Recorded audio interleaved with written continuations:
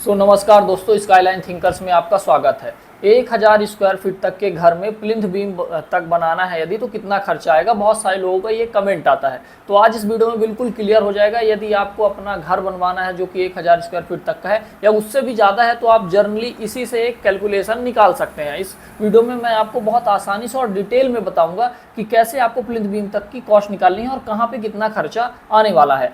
तो सबसे पहले दोस्तों, जब आप प्लिंथ बीम तक अपना घर बनवाना चाहते हैं, 1000 स्क्वायर फीट तक का आपका एरिया है, तो इसमें 5 फैक्टर बहुत ज़्यादा ज़रूरी होते हैं जो आपको ध्यान रखना होता है। मैं टोटल कॉस्टिंग क्या आएगी ये भी ज़रूर बताऊंगा वीडियो में और डिटेल में बताऊंगा, बस इस वीडियो को पूरा देख लेना। तो सबसे पहले दोस्तों ज़रूरी ये होता है कि जब आप प्लिंथ बीम बना रहे हैं तो वहाँ पर आपका एक्सकवेशन जो होने वाला है और जो पीसीसी फुटिंग होने वाली है उसकी क्या कंडीशन रहने वाली है। मतलब यदि आपको अपनी साइड में बहुत ज़्यादा गड्ढा कराने की ज़रूरत पड़ रही है, पहले से वो बहुत ज़्यादा भरा हुआ है, या फिर किसी साइड में पहले ही बहुत ज़्यादा गड्ढा है और उसमें बहुत ज़्यादा फिलिंग आ रही है, तो ये जो एक्सकवेशन में ये पूरी चीज़ें आती हैं फिलिंग एंड एक्सकवेशन वाली हिस्से में, तो यदि ये बहुत ज़्यादा हो रही है तो फिर कॉस्टिंग थोड़ी सी बढ़ जाती है। लेकिन हम यहाँ पे एक नॉर्मल स्टेज पे लेके चलेंगे जहाँ पे प्लॉट बिल्कुल रोड के बराबर के स्तर पे है। तो सबसे पहला फैक्टर हो गया दोस्तों एक्सकवेशन क्या होने वाला है, उसी तरह से आपकी पीसीसी फुटिंग लगती है।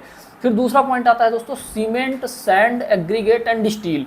ये किस क्वालिटी का यूज हो रहा है या कौन से ब्रांड का यूज हो रहा है। जैसे सीमेंट की अलग अलग ब्रांड है, अलग अलग स्टेज की ब्रांड है। यदि आप लोकल ब्रांड यूज कर रहे हो और सबसे नीचे की ब्रांड यूज कर रहे हो तो उसका प्राइस कम होता है, और सबसे अच्छी ब्रांड यूज कर रहे हो तो उसका प्राइस ज़्यादा होता है। स्टील में अलग अलग तरह की स्टील होती है। आप टाटा स्टील यूज कर रहे हो तो काफ़ी महंगा आपको पड़ेगा, आप उसके अलावा कोई जर्नल स्टील यूज कर रहे हो तो थोड़ा सा आपको सस्ता पड़ता है। तो ये दूसरा पॉइंट हो गया। तीसरा पॉइंट हो गया दोस्तों, आपको जो आपकी जो सॉइल है, सॉइल की आपकी कैपेसिटी क्या है, सॉइल का जो बियरिंग कैपेसिटी वो कैसी है, और आपका स्ट्रक्चर डिजाइन कैसा है। मतलब आप प्लिंथ बीम तक ही बना रहे हो लेकिन आपको पता है कि आपकी रेसिडेंशियल बिल्डिंग 4 मंजिल तक जानी है, तो प्लिंथ बीम आपकी जो स्ट्रक्चर डिजाइन होगी उस हिसाब से होगी। और सॉइल टाइप पर निर्भर करता है कि उसमें हम डीप फाउंडेशन देने वाले हैं या सैलो फाउंडेशन देने वाले। तो तीसरा पॉइंट ये हो गया।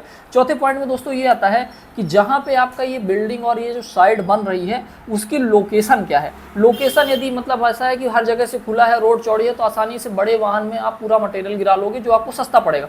लेकिन यदि कहीं कंजेस्टेड स्थान में आप घर बनवा रहे हो तो आपको टाली टाली में मटेरियल लेके जाना पड़ेगा, तो उससे कॉस्टिंग बढ़ जाती है। इसके बाद दोस्तों आपका कॉन्ट्रैक्टर कैसा है ये भी बहुत ज़्यादा मायने रखता है। कॉन्ट्रैक्टर आपका किस रेट पे काम कर रहा है, इससे भी बहुत सारी चीज़ें फर्क पड़ती है। तो ओवरऑल यदि सारी चीज़ें हम एकदम नॉर्मल लेके चलें कि आपका प्लॉट एक अच्छी जगह पे है जहाँ पे आसानी से सारी सुविधाएं अवेलेबल हो सकती हैं। और दूसरी चीज़ दोस्तों जो सबसे बड़ा फैक्टर है प्लिंथ बीम तक में, यदि आप उसमें बोरिंग करा रहे हैं और सेप्टिक टैंक भी बनवा रहे हैं तो इससे लगभग सीधे 1 लाख की कॉस्टिंग प्लस हो जाती है यदि बोरिंग और आप सेप्टिक टैंक करा रहे हैं।